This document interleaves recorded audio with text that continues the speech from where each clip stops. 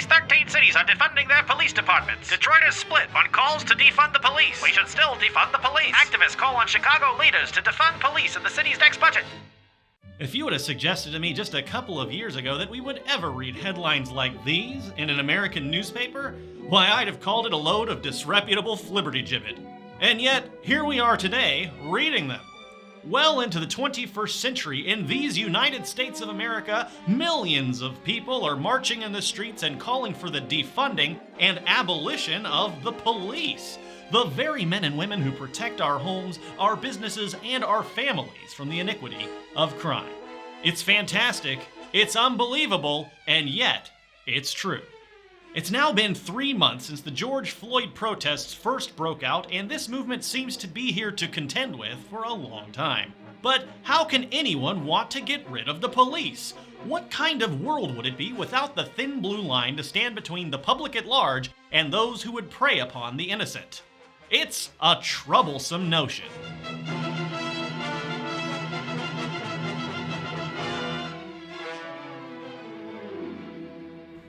To help calm your nerves as we explore these troublesome notions, this film series uses patent-pending Trouble Vision technology.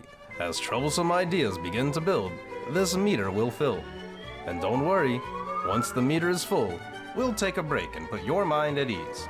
And now, back to your host, fake professor of explainology, American Johnson. Now, before we begin, I want to make one thing very clear. In this presentation series, I'm going to present some ideas to you that you are going to disagree with. I'm going to share information that you will be very skeptical of, and that's A-okay. I don't want or expect you to just believe everything I say without questioning or thinking about it. I don't expect or intend for you to change your mind. All I really hope to do is help you to understand the troublesome notion of police abolition from the perspective of the abolitionist. I'll share the sources for everything I talk about in the description of this video so you can check the facts for yourself and make up your mind on your own. And heck, if you really hate the idea of police abolition, then that should make you want to understand it that much more. After all, it'll be a lot easier to argue against your kids if you understand what police abolitionists are actually arguing for, right? Right. Okay, so before we can talk about police abolition, we have to talk about the police. As you've no doubt been seeing in the news, a lot of folks are pretty angry with the police lately. And why would that be? Well, everyone knows that this specific bout of protests was sparked by the tragic murder of George Floyd. But one thing you have to understand is that George Floyd was just one of countless black people to be murdered by police officers in the last couple of years alone. There are far too many names to read them all, but you can look at the cases of Breonna Taylor, Tony McDade, Jamel Floyd, and Eric Garner for just a few of the more egregious examples. Of course, it's not just black people who've been murdered and assaulted by the police of late. Since these protests began, there have also been countless examples of police brutality being documented on camera against people of every ethnicity, including a 75-year-old white man who was shoved to the ground by 2 police officers in Buffalo, New York. The entire police squad then stepped over his body, showing no concern and even callously shouting out, "He's leaking," as blood poured out of his ears. Members of the press have also been pepper sprayed and tear gassed and beaten by police during these protests. Even military veterans have been victims of police brutality, such as this Navy veteran who was beaten and pepper sprayed for no reason, and an American Vietnam veteran who was pepper sprayed casually by a passing police officer for, again, no reason at all. That's not even getting into the trampling of human rights involving police and federal agents snatching people up in unmarked vans without showing badges or disclosing their names or the agencies they work for or reading anyone their rights. And if you have any doubt that the police have been engaging in brutality during these protests, I encourage you to check out the Twitter feed of a conservative Republican lawyer named Gregg Doucette, who has been compiling hundreds of videos of police brutality occurring at protests. The links to all of these videos are in the description. Now, you might be feeling upset right now. I'm sure you have some objections, so let's pause now for just a moment, and I hope you'll take a deep breath with me. I understand your objections. It's not just the police being violent. Protesters have been throwing bricks, breaking windows, looting, doing all kinds of violent stuff, right? It's a tough time to be a cop right now, especially if you're in a major city where the riots have been continuous for months on end. Some mistakes are bound to be made, and a few bad apples are bound to crack under that kind of pressure every now and again. Not all cops are bad though, right? Most cops are just trying to serve their communities after all. It doesn't make sense to just fire the entire police force because of a few crooked cops. And this is where I want to introduce to you the very first important concept that you need to understand if you want to fully understand police abolition: systemic violence. The whole idea of systemic violence is that violence occurs, well, systemically. That is to say, individuals who serve the system may or may not intentionally act with violence, but they all serve a system that is inherently violent. This idea of systemic violence leads to the troubling acronym ACAB, which basically means all cops are bad? Now, to say that all cops are bad must certainly seem like an absurd generalization. Of course, every single police officer in the United States of America is not a terrible human being who just revels in violence. Most cops initially join the force because they want to serve others, and a lot of cops do their best to try to help other people in the course of their work. Police abolitionists recognize this. However, police abolitionists argue that it doesn't matter if an individual cop is good or bad as an individual. What matters is that their jobs require them to serve a violent and oppressive institution of systemic violence, which we call the police. This is an extreme example, but perhaps it will help you to understand. Not every single German soldier who worked at the Auschwitz concentration camp during the Holocaust was a violent camp guard. There were German soldiers working as secretaries and mechanics and various other jobs that had nothing to do with murdering or torturing Holocaust victims directly. But I think you would probably agree that everyone who worked at Auschwitz concentration camp was serving a very bad system, and they all had a moral obligation not to serve the system. Now, I'm not equating the police in the USA to the Auschwitz concentration camp. I'm just trying to make you understand that some systems are inherently bad, and working to serve such systems can't be morally justified no matter what the position within the system might be. As it was decided at the Nuremberg trials for Nazis, saying that you were just doing your job or just following orders was no excuse for committing crimes against humanity. It was true then, and abolitionists believe it's true today. So if we can agree that nobody should serve an inherently violent and oppressive system, we next have to decide if the police in the USA are an inherently violent and oppressive system. This is a complicated question, and before we can answer it, we first have to understand why the police exist and what the police force is designed to do. So first, let's take a short walk through the history of American policing. The very first constabulary services in what we now call the USA were actually put together before the American Revolution, and they were set up to protect the institutions of colonization and slavery. Indian constables were set up to police Native Americans in colonial New England in the 1600s, and in 1704, slave patrols were first set up in the Carolina colony. The Indian constables kept the local Native Americans suppressed so that white settlers could expand and solidify their territory. The slave patrols existed to catch escaped slaves and punish them before turning them back in to their masters. These slave patrols lasted for decades until slavery was finally abolished at the end of the Civil War. In their place, the Ku Klux Klan was quickly formed to intimidate and suppress freed slaves. The KKK became notorious for assaulting and lynching black men, often for no reason at all.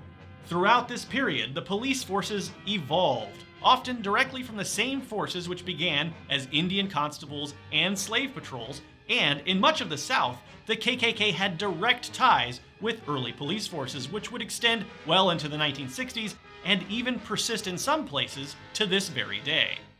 In 1947, it was estimated that 1/4 of the Atlanta Police Department were members of the Ku Klux Klan. Then Mayor William B. Hartsfield decided to let black people join the police force to get more votes from the black residents of Atlanta, and the first black officers were thus commissioned in 1948.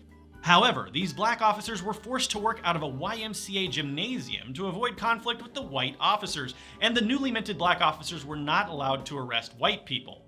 The black officers were constantly harassed by white officers who regularly tried to run them over with their vehicles and harassed them incessantly. One white officer even proposed a $200 bounty to anyone who could kill a black police officer. Such racial divisions were not exclusive to the South, mind you. Metropolitan police forces began to be founded in the early 19th century. Boston's police force was founded in 1838, and the New York Police Department was founded in 1845. But even these police forces did not allow any black officers until 1911. W.E.B. Du Bois was a black American social scientist who pioneered some of the world's earliest work on sociological data gathering and analysis, covering subjects such as wealth inequality, race inequality, and crime.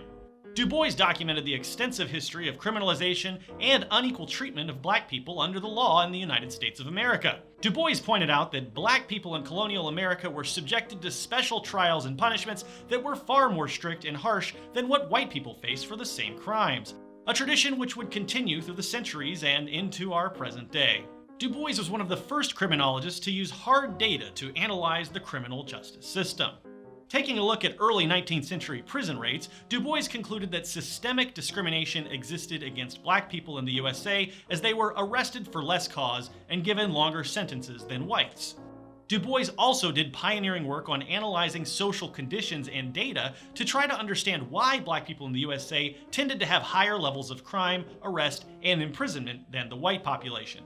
He pointed out that in Philadelphia, black people were given very little opportunity to earn decent wages, and black people were not permitted to attend most of the best schools. Only menial labor was available to most of the black community, and even then there was not much honest work available for the black community, and so criminal activities were some of the only avenues available for earning money and surviving for a large segment of this population in the United States at that time. In the 19th century, Du Bois was one of the first sociologists to use scientific data analysis like this to try to understand the social forces that lead to suffering and crime in our society, and we can see that from the very beginning, race has become a major factor in income, and income is linked strongly with crime in America.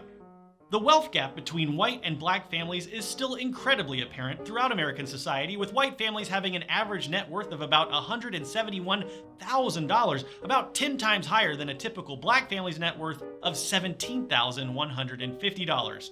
So it's pretty obvious that black people, having much less access to wealth and education than white people, have fewer economic opportunities, and this explains why black people are more likely to have to resort to crime just to survive. It's a survival strategy. After all, poor people of all races are more likely to be imprisoned, and income equality is intrinsically linked to crime in communities regardless of racial composition. So it's not that black people are more likely to commit crime, it's that black people are more likely to be poor, and poor people across the board are more likely to commit crime. But even this does not explain the discrepancy in police violence against black people, or the much higher conviction rates and much longer prison sentences black people get versus white people for committing the same crimes. Nor does it explain why black people are 2.5 times more likely to be murdered by the police than white people, and black people are 1.5 times more likely to be unarmed when murdered by the police than white people. And police use force in general against black people 7 times more often than they do against white people. Okay, let's slow down. I know I've been throwing a lot of statistics your way, and you might have some statistics of your own that you'd like to use in refutation. Remember, I'm just trying to help you understand the perspective of police abolitionists who believe that our police system suffers from systemic injustice. But police abolitionists aren't only concerned with race. You see, as black people were suffering under police discrimination in black communities across the United States throughout the 19th and 20th centuries, organized labor activists, mostly immigrants, were also struggling against police injustice. 19th century police forces were commonly used to suppress the working class and the burgeoning organized labor movement of the era. In 1886, the police were used to violently suppress a workers' uprising in Haymarket Square in Chicago. I just happen to have another video that goes into more detail about police suppression during this time, including the full story of the Haymarket Massacre, but for now, suffice to say that the police were instrumental in keeping workers from striking and organizing throughout the 19th and early 20th century. One of the first modern state police forces in the USA was the Pennsylvania State Police. This force was modeled after the American military control tactics established in the Philippines by the United States Philippine Constabulary. The Pennsylvania State Police existed primarily to suppress foreigners and organized workers. One of the chief priorities of the Pennsylvania State Police was to violently suppress striking and organizing foreign workers in the mines that peppered Pennsylvania. The motto of the Pennsylvania State Police was, "One American can lick 100 foreigners." and they refer to themselves as the Black Hussars and the Cossacks. These police officers were instrumental in keeping foreign workers from practicing collective bargaining or fighting for better work conditions in the mines. It is this kind of suppression based on class that led working class movements of the 19th century to utterly despise the police. Some of the earliest police and prison abolitionists came from these workers' movements, including early anarchists like Pyotr Kropotkin. Whoa, let's take another deep breath. I know I just said anarchist, and that's a very troublesome word. Please, don't panic. In the near future, we will put out a whole series to explain anarchism in detail, but for the time being, if you really want to try to understand what anarchism means to anarchists, you can watch this video by Thought Slime about misperceptions about anarchists. Link in the description. For now, just try not to focus too much on the scary word. Focus on the ideas. Anyway, one of the most prominent police abolitionists of the 19th century was the anarchist Pyotr Kropotkin. Now, something you should understand about Kropotkin in the 19th century is that he wasn't seen as a scary guy at the time. He was more akin to a rock star. When he toured the United States, he was greeted by massive crowds of working class fans who saw him as a voice of reason during a period of grave injustice against the working class. Kropotkin believed that an overemphasis on law and order in modern society has led to authoritarianism and a brutal state monopoly on violence. As Kropotkin put it, "We see lawmakers legislating without knowing what their laws are about. Today, voting a law on the sanitation of towns without the faintest notion of hygiene. Tomorrow, making regulations for the armament of troops without so much as understanding a gun. Making education without ever having given a single lesson of any sort, or even an honest education to their own children. Legislating in all directions, but never forgetting the penalties to be meted out." In other words, Kropotkin questioned the legitimacy of elected officials writing laws about matters they knew nothing about, and arbitrarily deciding what the punishments would be for failure to follow those illegitimate laws. Kropotkin continued, "Only compare the misdeeds accomplished in the name of each law with the good it has been able to effect, and weigh carefully both good and evil, and you will see if we are right." In other words, Kropotkin argued that the way laws are written and enforced in our current society does way more harm than good. Some of the first groups to officially call for the abolition of police in the USA were militant labor unions like the IWW and United Mine Workers, who sought to abolish the previously mentioned ultra-violent Pennsylvania State Police in the early 20th century. In 1916, the state police arrested all 262 people present at an IWW meeting and sentenced them all to 30 days in jail for labor organizing. Violence committed by the public police as well as private mining company-owned police forces led to a wider spread of the police abolition movement in the years to come. Throughout the early 20th century, there were countless incidents of organizing miners being severely beaten and murdered by the public and private police forces. State police would fire indiscriminately into the tent cities of the miners, killing and wounding women and children, and officers commonly raped women in these impoverished slums. In an incident which echoes the recent shoving of a 75-year-old demonstrator in Buffalo that I talked about at the beginning of the video, an early 20th century trade unionist and Pennsylvania State Congress representative named James H. Maurer proposed legislation to abolish the Pennsylvania State Police after witnessing a 70-year-old man being beaten by officers. Now, I could go on and on. The history of policing is full of stories like these, and I could point to countless examples of ways in which police initially emerged in order to oppress various communities with systemic violence. The fact is, the police have a long history of brutality and violence against working people of all races, and police forces in America were originally conceived specifically to suppress Native Americans, slaves, and their black descendants, and the working class. It should then come as no surprise that a system that was built from the ground up to catch slaves, suppress immigrants and indigenous people and ethnic minorities, crush labor movements, and suppress the working class continues to be violent and unaccountable today. Does knowing the history of policing in the United States affect the way you feel now when you look at some of the footage from the recent protests and see people of every race and gender being brutalized and attacked by police, even when unarmed and acting peacefully? Perhaps. Perhaps not, but at least now you might have a better understanding of the mind of the police abolitionist. Now you know that abolitionists see the police as a system that was created specifically to keep certain people from challenging the authority of the wealthy and powerful, and that's why they hope to dismantle the system and build something completely new in its place. But history alone won't help us to truly understand this troublesome notion of police abolition. We have to look at the modern state of affairs, of course. After all, a lot has changed in the last few decades, so I hope you'll subscribe and stay tuned for part 2 of this series, in which we'll take a look at the modern police as we seek to further understand the troublesome notion of police abolition. In the meantime, if these troublesome notions have you feeling stressed at all, you can always indulge in a small piece of dark chocolate. It always helps to soothe my nerves. Thanks for watching. That's some mighty fine chocolate. Relax and congratulate yourself, you've reached the end of Part 1. Part 2 will be available shortly on this YouTube channel, but in the meantime, if you would like to investigate this subject further, you can check out videos by Softboy Social Club and Car, links to which I've placed in the description. See you next time on Troublesome Notions. It's not easy to be a good police officer. The oath he takes is not something he can put on or take off like a coat. It carries grave responsibility. It is accompanied by enormous authority. Authority that can be used to benefit and protect society, or misused to disgrace a noble profession and violate the constitutional rights of citizens.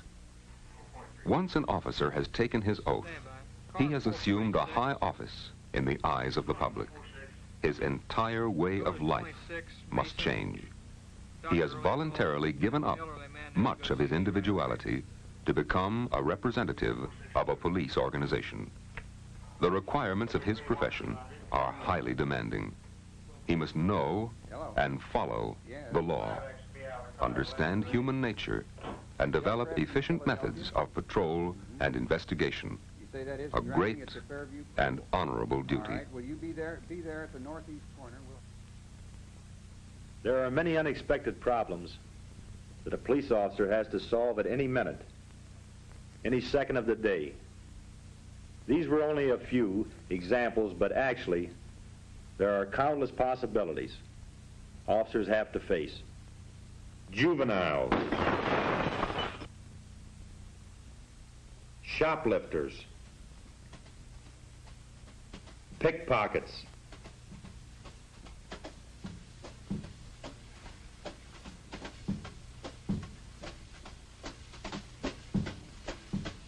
drunks,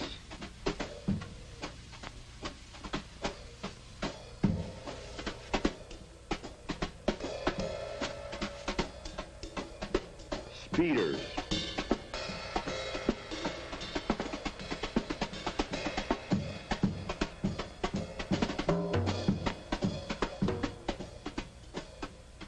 reckless drivers,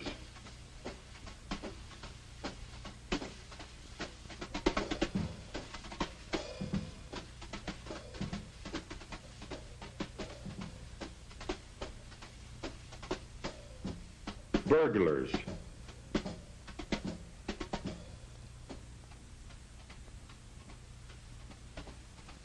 bank robbers, narcotics,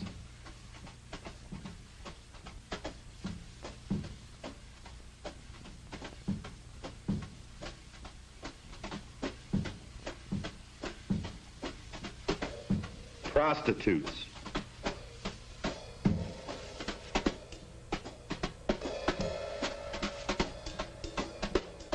sex deviants,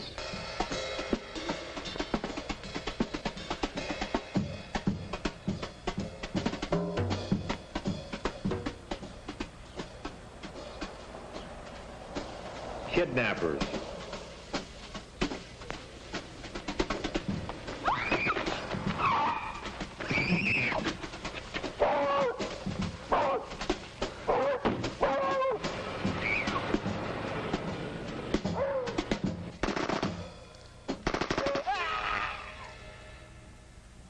murderers,